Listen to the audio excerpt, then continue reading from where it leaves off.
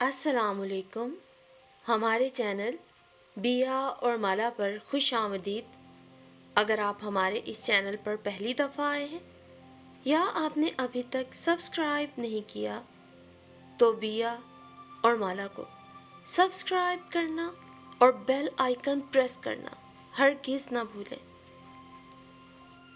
بس رشیدہ بہن، اس بار جو لوگ میں ڈھونڈ کے لائی ہوں تم چراغ لے کے بھی تلاش کرتی تو نہ مل پاتے. فرشتہ صفت ہیں، فرشتہ صفت. الفت بھی ہمیشہ سے زیادہ پرجوش نظر آ رہی تھی. ارم نے چائے اور سموسے الفت بھی کے سامنے رکھے جو ہر بار کی طرح اپنے لائے ہوئے رشتوں کی تعریف میں زمین آسمان کے کلابے ملانے پہ تلی ہوئی تھی. وہ تو ٹھیک ہے الفت آپا، لیکن مسئلہ پھر وہی ہے.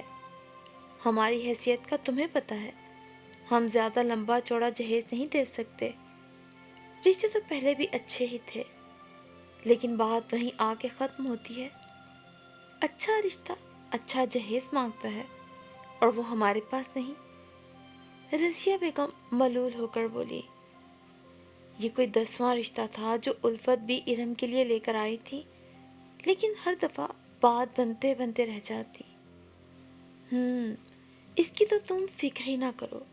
الفت بی نے منہ میں ٹھونسا ہوا سموسا نگلا.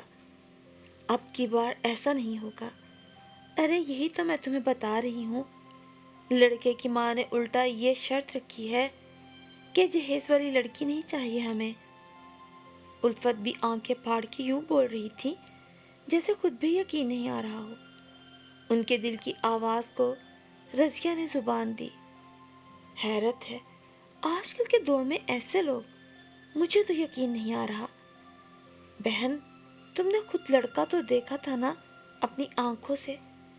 میرا مطلب ہے لڑکے میں کوئی نقص تو نہیں، خدا نہ خواستہ بڑی عمر کا یا معذور تو نہیں ہے نا. رضیہ بیگم کو وسوسے ستانے لگے. چائے میں بسکٹ ڈبوتے ہوئے الفت بی کے چہرے پہ ناگواری کی لہر دوڑ گئی.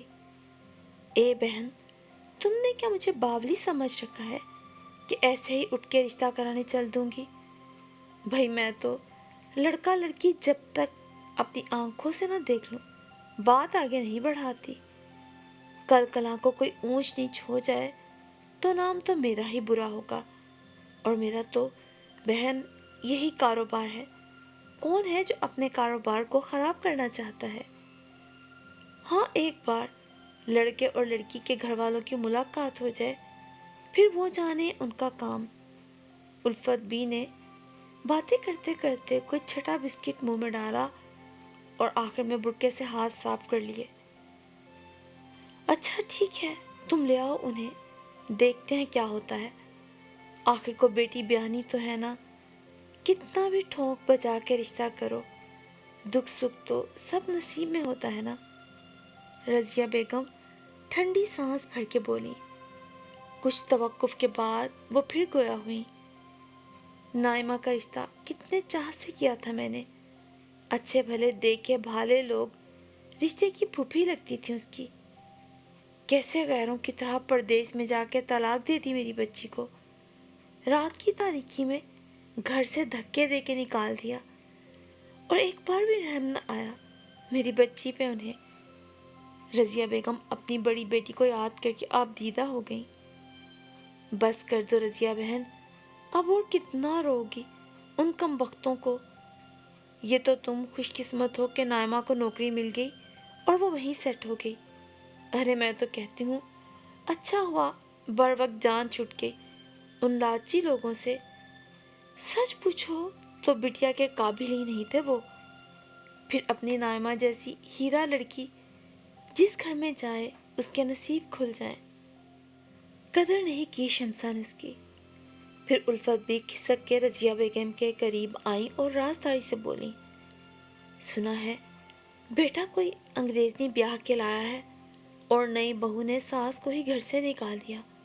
اب یہاں آ رہی ہے اگلے ماہ بڑی بہو کے پاس. وہ تو ابھی سے سوچ کے بیٹھی ہے ایک دن ٹکنے نہیں دوں گی اپنے گھر میں. کہہ رہی تھی چھوٹی کا گھر تو خراب کر دیا، اب اس کا گھر خراب کرنے آ رہی ہے۔ روز جھگڑے ہوتے ہیں انور میاں سے اس بات پر۔ اچھا ہے کچھ اسے بھی سزا ملے۔ اب در در کی ٹھوکریں کھائے گی تو قدر ہوگی نائمہ کی کہ کیسی اچھی لڑکی کو اپنے ہاتھوں سے بے گھر کیا۔ قدرت یوں ہی بندے کو سبق سکھاتی ہے۔ وہ تو یہی سمجھے گی کہ نائمہ کی بددعا اور آہ لے ڈوبی، جبکہ در حقیقت تو اپنے اعمال کی شامت ہے۔ اپنی بات ختم کر کے وہ اٹھ کھڑی ہوئی۔ اچھا بہن اب چلتی ہوں، اتوار کی شام 5 بجے وہ لوگ آئیں گے، یاد رکھنا۔ بالآخر الفت بھی برقع سنبھالتی باہر نکل گئی اور رضیہ بیگم کو بیٹی کے رشتے کی نئی امید دے گئی۔ پھر اتوار کے روز الفت بھی بڑی مسرور سی 1-2 خواتین کے ساتھ تشریف لے آئیں۔ آنے والی دیورانی جٹھانی تھیں۔ اچھا لباس، سونے کی موٹی موٹی انگوٹھیاں اور چہرے کی بشاشت سے ہی اندازہ ہو رہا تھا کہ اچھے خاصے کھاتے پیتے مالدار لوگ ہیں۔ رضیہ بیگم کو زیادہ امید نہیں ہوئی تھی۔ اتنے امیر لوگ ہیں تو پھر اپنی حیثیت کی ہی لڑکی بیاہ کے لائیں گے۔ وہ گھبرا رہی تھی، پتہ نہیں کیا ہوگا۔ یا اللہ میری بیٹی کا نصیب اچھا کر دے۔ وہ دعائیں بھی کرنے لگی۔ ارم چائے لے آئی۔ سعیدہ بیگم توصیفی نظروں سے اس کا جائزہ لینے لگی۔ ماشاءاللہ ماشاءاللہ بہت پیاری بیٹی ہے آپ کی۔ سعیدہ بیگم نے ارم کے سر پہ پیار سے ہاتھ پھیرتے ہوئے اسے اپنے پاس بٹھا لیا۔ شکریہ جی۔ رضیہ بیگم کے دل میں ہلکی سی امید کی کرن جاگی۔ میرے آذر کے ساتھ جوڑی بہت پیاری لگے گی، اللہ نظر بد سے بچائے۔ سعیدہ بیگم نے ارم کا چہرہ تھوڑا اوپر اٹھا کر دیکھا۔ انہیں ارم دل سے پسند آئی تھی۔ رضیہ بیگم کے تو رگوں پے میں اطمینان در آیا۔ پھر ہم کب آئیں شادی کی تاریخ لینے؟ سعیدہ بیگم ہتھیلی میں سرسوں جمانے کے چکر میں تھی۔ وہ تو آپ کی بات ٹھیک ہے، لیکن اتنی جلدی؟ رضیہ بیگم کے تو ہاتھ پیر پھولنے لگے۔ ارے بھائی میرا بس چلے تو کل ہی بیاہ کے لے جاؤں۔ سچ پوچھیں تو بہن اب مجھ سے تنہا نہیں رہا جاتا۔ بہو آئے گی تو گھر میں کچھ رونق بڑھے گی۔ سعیدہ بیگم نے چائے کا خالی کپ ٹیبل پہ رکھا۔ ہاں ہاں کیوں نہیں، اب تو یہ آپ کی ہی بیٹی ہے، لیکن میں ذرا پہلے ارم کے ابا سے مشورہ کر لوں، پھر ہی کوئی حتمی جواب دے پاؤں گی۔ رضیہ بیگم متانت سے بولی۔ ارے ہاں سر، کیوں نہیں، آپ بھائی صاحب سے مشورہ کر کے ہمیں مطلع کر دیجیے گا، لیکن ذرا جلدی، ہم عید سے پہلے شادی کرنا چاہتے ہیں۔ بس فیصلہ ہمارے حق میں ہونا چاہیے، دیکھ لیجیے گا، یوں بھی مجھے نہ سننے کی عادت نہیں۔ سعیدہ بیگم کے اپنائیت بھرے لہجے پہ رضیہ بیگم نے مشکور نظروں سے انہیں دیکھا۔ وہ تو ٹھیک ہے، لیکن اتنی جلدی؟ آخر کچھ تو ٹائم دے ہمیں، بیٹی کی شادی ہے، تھوڑا وقت تو لگے گا نا ہمیں فیصلے میں، پھر تیاری میں۔ رضیہ بیگم جیسے ایک دم بوکھلا اٹھی۔ میں آپ سے کہہ چکی ہوں نا، جہیز کے نام پہ ہمیں ایک دن کا بھی نہیں چاہیے۔ سیدھی سادی سی نکاح کی رسم ہوگی اور 2 دن بعد ولیمہ، جیسے ہمارے پیارے نبی صلی اللہ علیہ وآلہ وسلم کی سنت مبارکہ ہے۔ میں ان پہ قربان۔ سعدیہ بیگم نے دونوں ہاتھوں کو چوم کر آنکھوں سے لگایا تو رضیہ بیگم ان کی اعلیٰ ظرفی سے بہت متاثر ہوئی۔ بڑی چیزیں نہ صحیح، چھوٹی موٹی چیزیں تو ہمیں دینا ہوں گی نا، ہم نے تو ابھی ایک سوئی تک نہیں لی۔ یہی ارادہ تھا، تاریخ طے کرنے کے بعد ہی خریداری شروع کریں گے اور شادی کی تاریخ میں کچھ وقت کا وقفہ رکھیں گے۔ رضیہ بیگم اب ہچکچاتے ہوئے اصل مدعے پہ آئیں۔ ارے میں تو کہتی ہوں 4 جوڑے دلہن کے اس کے پہننے کو ساتھ دے دیں، باقی کی شاپنگ شادی کے بعد اپنی مرضی سے کر لے گی۔ ویسے بھی لڑکیوں کی شاپنگ تو ختم ہی نہیں ہوتی، جہیز تو ویسے کا ویسا دھرا رہتا ہے اور یہ لڑکیاں نئے سے نئے کپڑے خریدنے میں لگی رہتی ہیں۔ سعیدہ بیگم نے ہلکے پھلکے انداز میں آج کل کی دلہنوں کا نقشہ کھینچا تو سب کے چہرے پہ مسکراہٹ دوڑ گئی۔ अरे भाई, हमारे ज़माने में तो लड़की के पैदा होते ही अम्मा जहेज जोड़ना शुरू कर देती थी। खुद हमारी अम्मा ने 50 जोड़े हमें जहेज में दिए थे। थोड़े पहने, बाकी पुराने फैशन के कह के इधर उधर बांट दिए। फजूल का खर्चा हुआ अम्मा का, और सालों की मेहनत अलग। सईदा बेगम की देवरानी ने भी गुफ्तगू में हिस्सा लिया। ए बहन, मैं तो कहती हूँ हमें इन फजूलियात से निकलकर अपने इस्लामी तौर तरीके अपनाने चाहिए, और जब तक हम लोग खुद पहला कदम नहीं उठाएंगे, बारिश का पहला कतरा साबित नहीं होंगे, बड़ी बड़ी लेक्चर बाजियों और बातों से कोई फ़र्क नहीं आने वाला। सादगी अपनाने से लड़के और लड़की वाले दोनों के लिए आसानियाँ रहेंगी। सईदा बेगम की खुशगुफ्तारी जारी थी, जबकि रज़िया बेगम दिल से उनकी मोतरफ हो चुकी थी। इरम का नसीब वाकई अच्छा था। उनकी दुआएं रंग ले आई थी, जो उन्हें इतने अच्छे और नेक लोग मिले थे, और उनकी बेटी का नसीब खुलने जा रहा था। और फिर आज कई दिन बाद उन्होंने नाइमा से फ़ोन पे बात की थी। कैसी हो नाइमा, और मानूर कैसी है? रज़िया बेगम के लहजे में बेटी और नवासी के लिए मोहब्बत थी। ठीक हो अम्मी, आप सुनाइए, कैसे लगे रिश्ते वाले लोग आपको? नाइमा ने अपनी छोटी सी मानूर का मुंह टिश्यू से साफ करते हुए माँ से पूछा, जो अपनी धुन में मगन किसी खिलौने से खेलने में मशगूल थी। अरे माँ सदके, मेरी प्यारी जान मानूर। रज़िया बेगम बेटी को बुला के नवासी को पिचकारने में लग गई। अम्मी, मैं पूछी हूँ कि इरम को जो लोग देखने आए थे वो कैसे लगे आपको?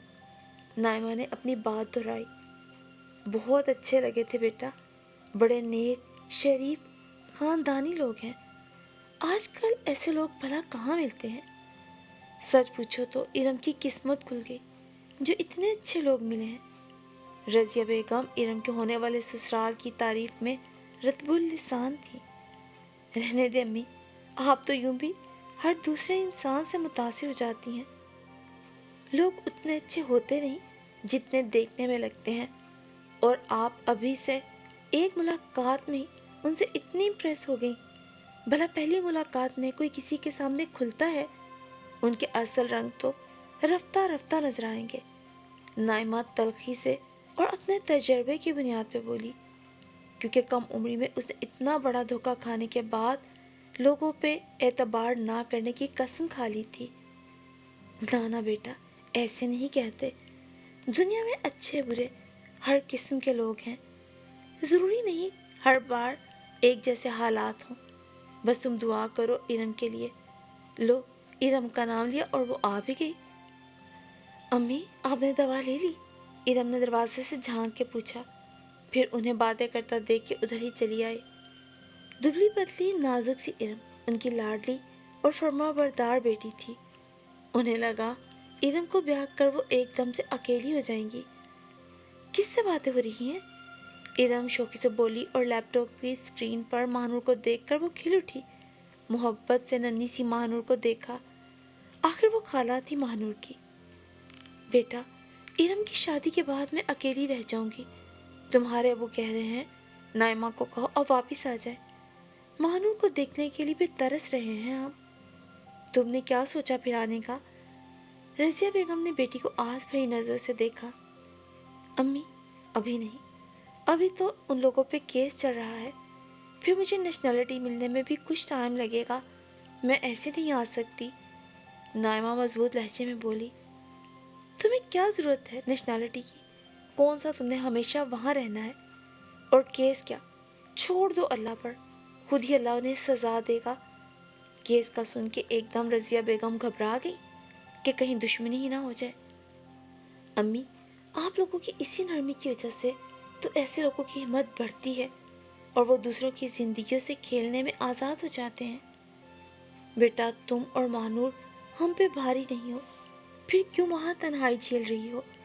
हम यहाँ तुम्हारे और महानूर के लिए तड़प रहे हैं। रज़िया बेगम अचानक ही जज्बाती हो गई और रोने लगी। पास बैठी इरम भी परेशान हो गई। अम्मी, बस कर दें, बाजी बेहतर जानती हैं कि उन्हें क्या करना है। अब रोकर उन्हें कमज़ोर मत करें।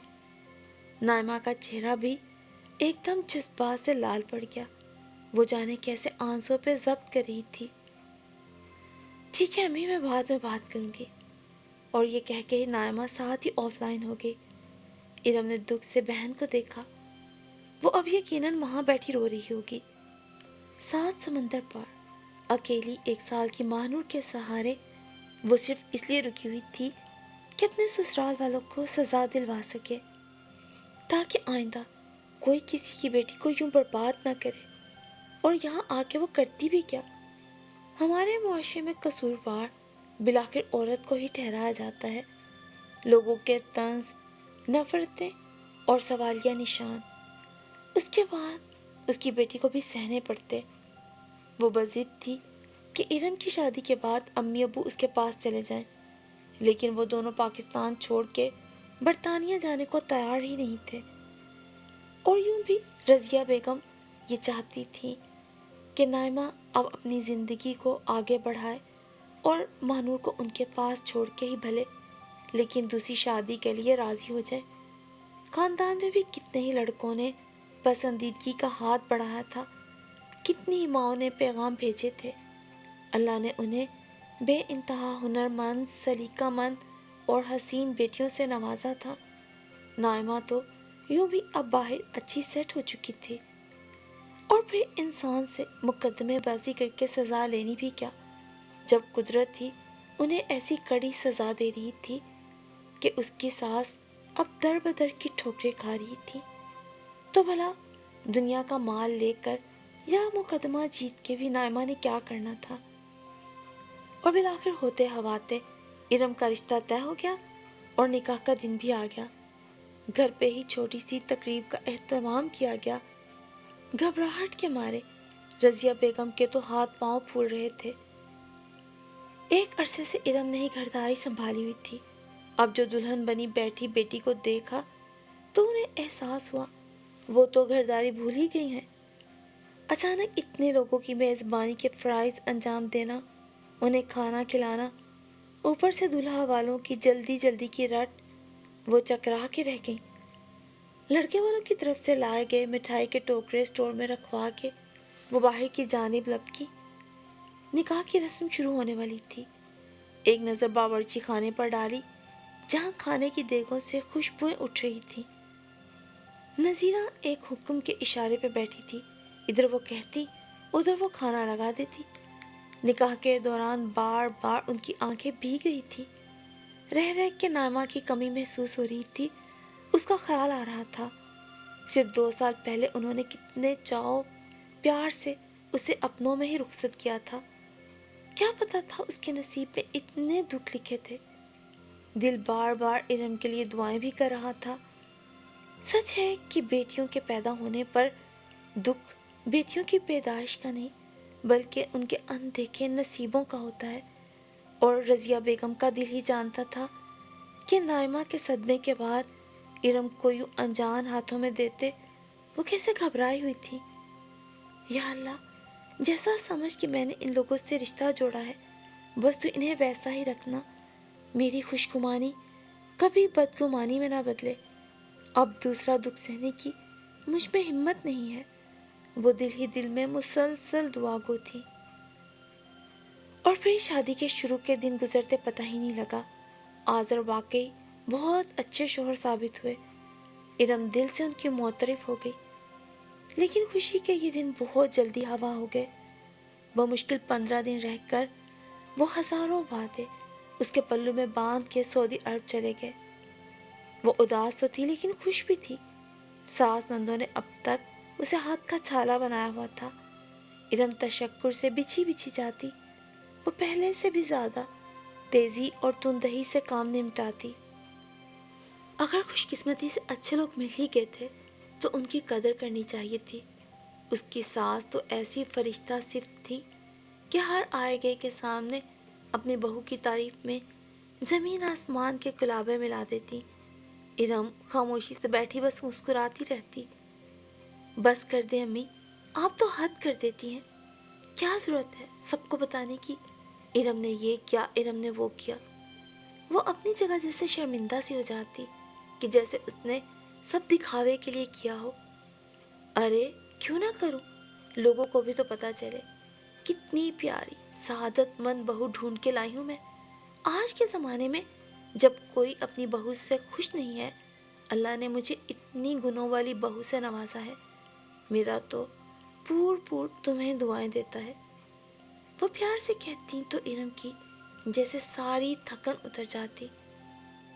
دوسری طرف امی ابو تنہا رہ کر تنگ آ چکے تھے۔ ارم کو بھی تو اب فرصت نہ ملتی ان کے ہاں چکر لگانے کی۔ ہفتے ڈیڑھ ہفتے بعد جاتی بھی تو 1 آدھ گھنٹے میں واپس آ جاتی۔ اس بیچ ساس بار بار فون کر کے ایک ایک چیز اسی سے پوچھتی، بہو مہمان آئے ہوئے ہیں، فلاں چیز کہاں رکھی ہے، فلاں چیز کہاں رکھی ہے۔ ان کی گھبراہٹ دیکھ کر بالآخر امی خود ہی اسے کہہ دیتی، تم جاؤ ارم، میں خود ہی تمہارے پاس چکر لگا دوں گی کسی دن۔ اور وہ نہ چاہتے ہوئے بھی چلی آتی۔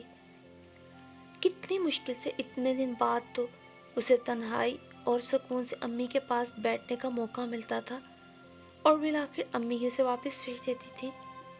دوسری طرف نائمہ اپنی ضد پہ اڑی ہوئی تھی، لہٰذا تھک ہار کے امی ابو نے ہار مان لی اور گھر کو بڑا سا تالا لگا کے نائمہ کے پاس برطانیہ چلے گئے۔